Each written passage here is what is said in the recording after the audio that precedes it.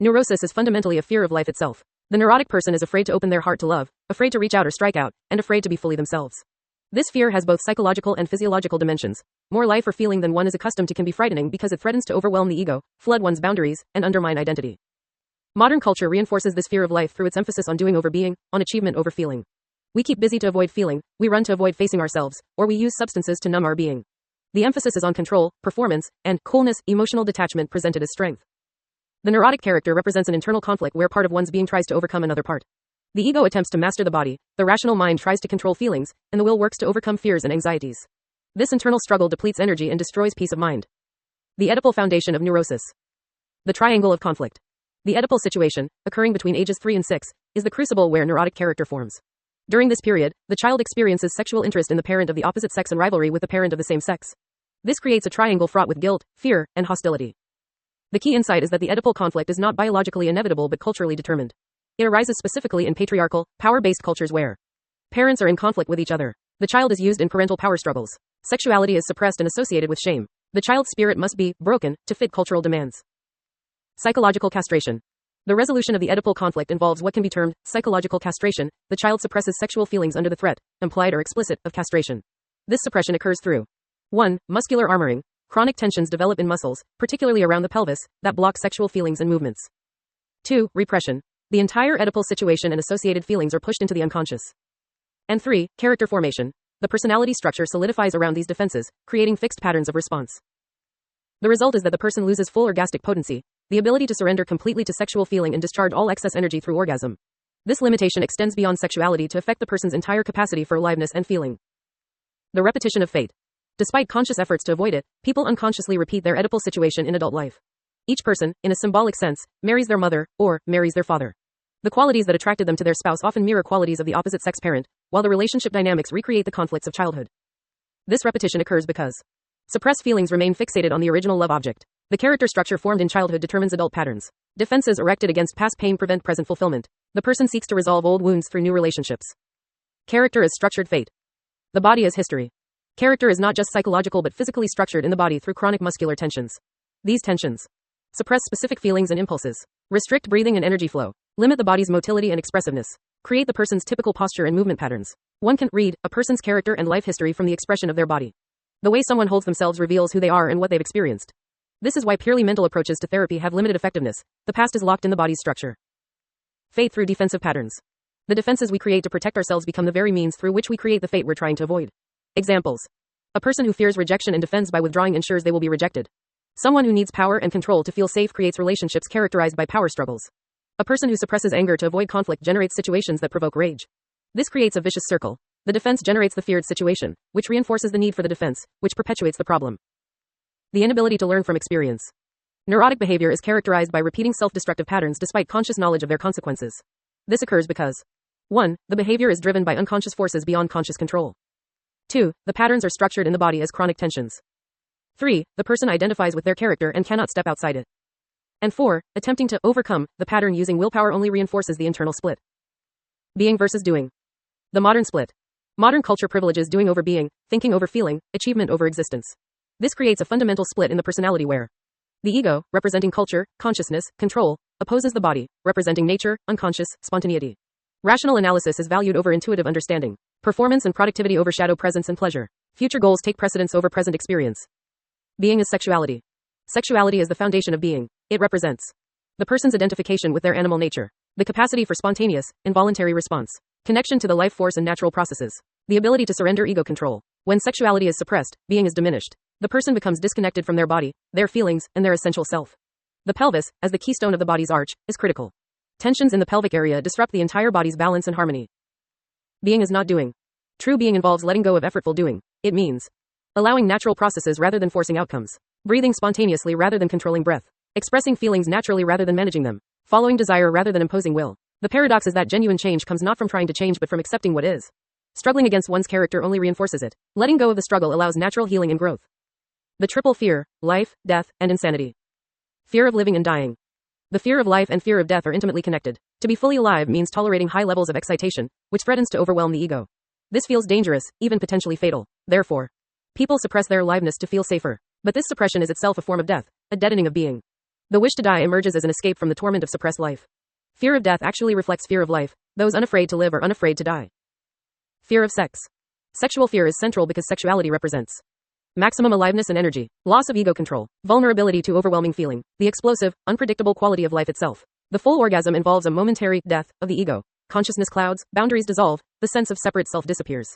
This is terrifying to someone whose survival has depended on maintaining rigid ego control. People limit their sexual response through pelvic immobilization and muscular tension, shallow breathing that prevents deep excitation, mental control that prevents surrender, displacement of sexuality, e.g., to oral rather than genital expression. Fear of insanity. The fear of going crazy arises when strong feelings threaten to flood and overwhelm the ego. Boundaries of self feel unstable or dissolving. The person confronts dissociated or split off parts of themselves. Childhood terrors surface from the unconscious. This fear prevents people from fully letting go. They maintain rigid control because they believe that losing control means losing their mind. Yet the rigid control itself creates a vulnerability to breakdown, like a dam that must eventually crack under pressure. The therapeutic insight is that one must risk going crazy, experiencing overwhelming feelings in safety, to become sane. The fear is of something that already happened in childhood, a breakdown of the personality that was denied and defended against. The therapeutic process. Analysis and bodywork. Effective therapy requires addressing both psychological and somatic dimensions. Psychological work involves uncovering repressed memories and feelings, understanding family dynamics and Oedipal conflicts, analyzing transference and current relationships, gaining insight into defensive patterns. Body work involves deepening breathing to increase energy, releasing chronic muscular tensions, mobilizing the pelvis and increasing its motility, expressing suppressed feelings through movement, hitting, kicking, screaming, grounding, strengthening contact between feet and ground. These two approaches must proceed together. Psychological insight without body change leaves the character structure intact. Body work without psychological understanding lacks integration and meaning. Regression in service of progression. Therapy requires regression to earlier developmental stages to re-experience traumatic events with full feeling, express emotions that were suppressed, rage, terror, grief, reclaim parts of self that were disowned, work through pre-verbal and pre-rational wounds. This regression is not an end but a means. The goal is progression to greater maturity, capacity, and wholeness. Each regressive circuit, going back into the past, body, and unconscious, provides energy for a forward leap in growth and consciousness. Breakthrough and breakdown. Therapeutic progress involves cycles of breakthrough and breakdown. Breakthrough occurs when a person breaks through a defensive shell. Suppressed feeling erupts into consciousness. New insight illuminates a dark area. Energy breaks free from frozen patterns. Breakdown involves the collapse of ego defenses, confrontation with terror, grief, or rage, experience of helplessness or vulnerability, momentary loss of familiar identity. The breakthrough cannot happen without some breakdown. The fear of breakdown is actually fear of something that already happened in the past. Experiencing it consciously in therapy frees the person from its unconscious power. Working through castration anxiety. Central to therapy is addressing castration anxiety, the fear of injury or loss of one's sexuality and being. This is worked through by 1. Making the person aware of tensions in the pelvic area. 2. Gently releasing these tensions through pressure and movement. 3. Allowing feelings of fear, vulnerability, and rage to surface.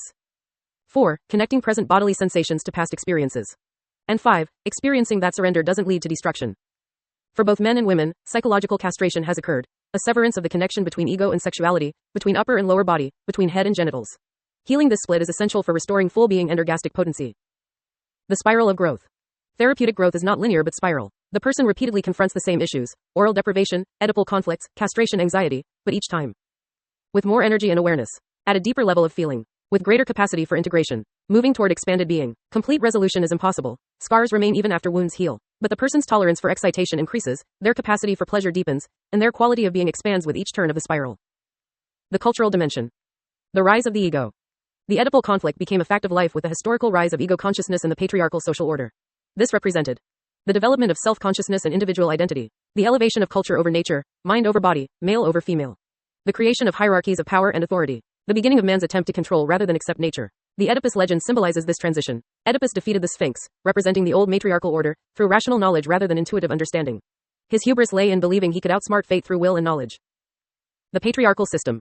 Patriarchy is characterized by vertical hierarchies of power with individuals ranked by position, dominance of masculine values, control, achievement, progress, subordination of feminine values, feeling, relationship, cyclical process, inequality between men and women, parents and children. In this system, power creates conflict. Parents struggle with each other for dominance.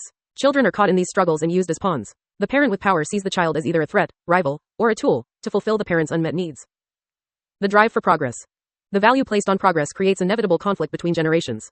The son is expected to surpass the father. The new is deemed superior to the old. Tradition is devalued as dead weight. Each generation must prove itself better than the last. This dynamic intensifies the Oedipal conflict. The son must compete with the father, creating rivalry and castration anxiety. The father is threatened by the son's expected success, generating jealousy and hostility. Both are trapped in a system neither created. Sexual repression and social control. Society maintains control through sexual suppression. The insight is that breaking a person's will requires breaking their sexuality. 1. Sexual aliveness represents free, wild, spontaneous energy. 2. Harnessing humans to economic production requires taming this energy. 3. The threat of castration functions like actual castration of work animals. It doesn't eliminate reproductive capacity but reduces sexual intensity and makes the person manageable. And 4. Sexual guilt makes people controllable and productive. The suppression occurs through shaming of natural sexual curiosity and expression, punishment for childhood masturbation, creating guilt about incestuous feelings, double standards that increase conflict and shame. The contradictions of human nature. Understanding versus knowledge. Two fundamentally different ways of processing information.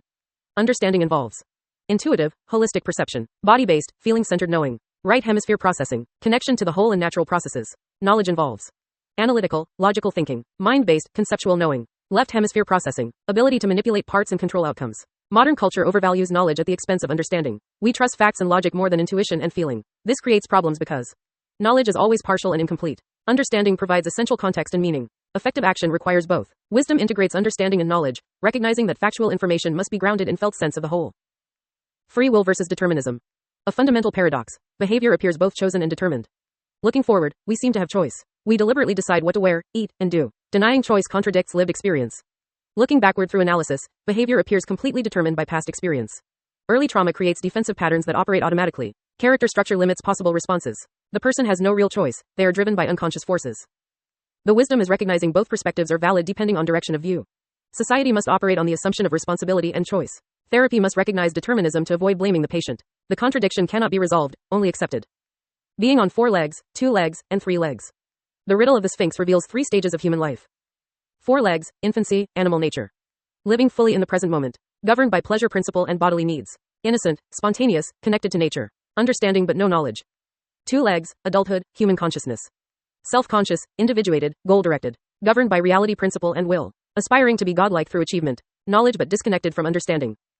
3 legs, old age, wisdom. Looking backward, seeing life as whole. Integration of animal and divine aspects. Accepting mortality and cyclical nature of life. Wisdom, the synthesis of understanding and knowledge. The secret of the Sphinx is recognizing the eternal cycle. Birth, death, rebirth. Change within unchanging order. The individual crystallizes from the universal matrix and returns to it. Success and failure. Modern culture measures life by achievement, creating the tyranny of success. Success is associated with being up, higher position, more power, rising.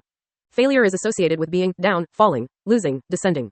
This creates compulsive striving that cannot be satisfied. People fear failure as they fear death. The wisdom insight is recognizing success and failure are ego concepts without validity for being. What matters is not what one achieves but how fully one lives. Life involves rising and falling, expansion and contraction, doing and being. Trying to remain perpetually up, successful, in control, achieving, creates neurosis.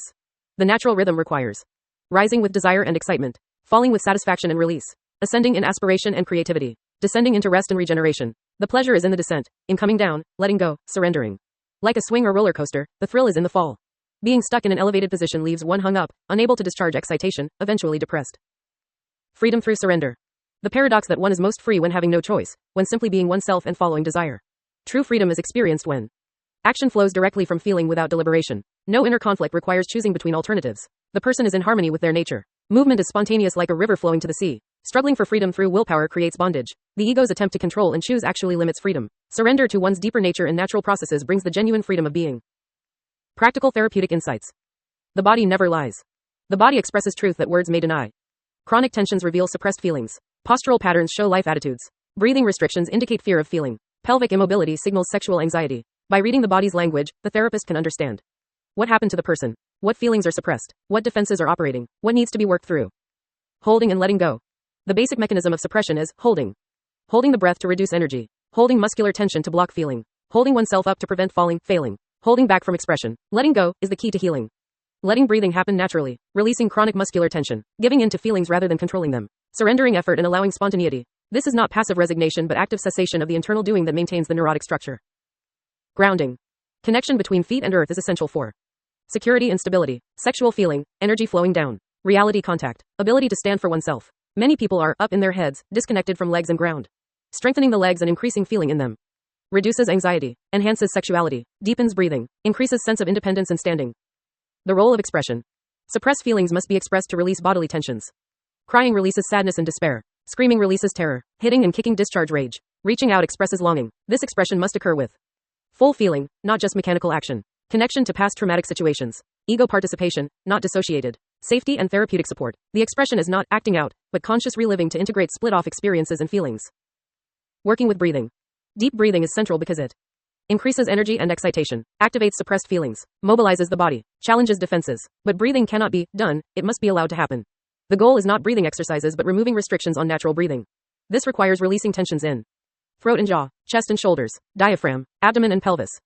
Tolerance for excitation.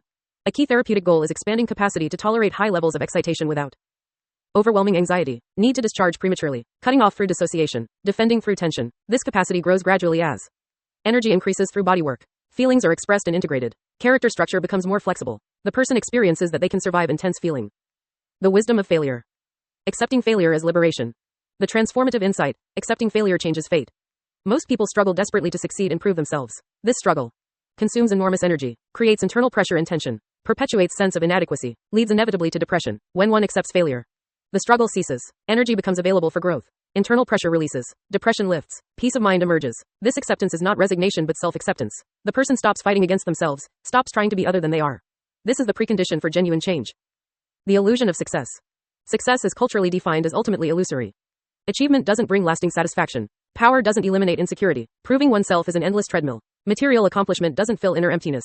The person committed to success is trapped in perpetual dissatisfaction. Each achievement reveals its insufficiency, requiring more striving. The goal always recedes like a rainbow's end. The wisdom is recognizing that being is more important than achieving. Pleasure matters more than productivity. Present experience supersedes future goals. How one lives is more meaningful than what one accomplishes. Heroic attitude to life. The ultimate therapeutic goal is developing a heroic attitude, not heroism in the sense of grand achievement but in the sense of facing life without fear. The hero has no fear of life because they embrace it fully, has no fear of death because they have truly lived, acts with courage rooted in body confidence, accepts both pleasure and pain as natural, lives with dignity and dies with grace. The coward fears life and therefore fears death, dies many times in fear before actual death, acts from anxiety and insecurity, rejects pain and cannot truly experience pleasure, lives diminished and dies in terror. The hero has not avoided suffering or failure. Rather, they have confronted these experiences, integrated them, and found their strength through adversity rather than in spite of it. Reconciling with parents. A crucial aspect of gaining wisdom is ultimately understanding and accepting one's parents. Initially, therapy involves feeling and expressing anger, grief, and hurt about parental failures. These feelings are valid and necessary, but as healing progresses, one sees parents as struggling humans, not as gods or monsters. One recognizes how parents' own wounds shape their behavior. One understands the cultural forces operating through parents. One realizes parents loved to the extent they were capable. This reconciliation doesn't excuse harmful actions or deny pain. Rather, it places personal history in a larger context that allows forgiveness and release. The person stops being a victim of the past and becomes an author of the present. Wisdom is synthesis. Ultimate wisdom involves integrating apparent contradictions. Animal and divine aspects of nature. Past, present, and future. Understanding and knowledge. Body and mind. Doing and being. Rising and falling. Individual and community. Freedom and fate. The wise person sees that life is a journey, not a destination. The meaning is in the voyage itself. Both sides of every paradox are valid. Acceptance of limits creates expansion. Surrender to nature brings freedom. Death and rebirth are part of one process.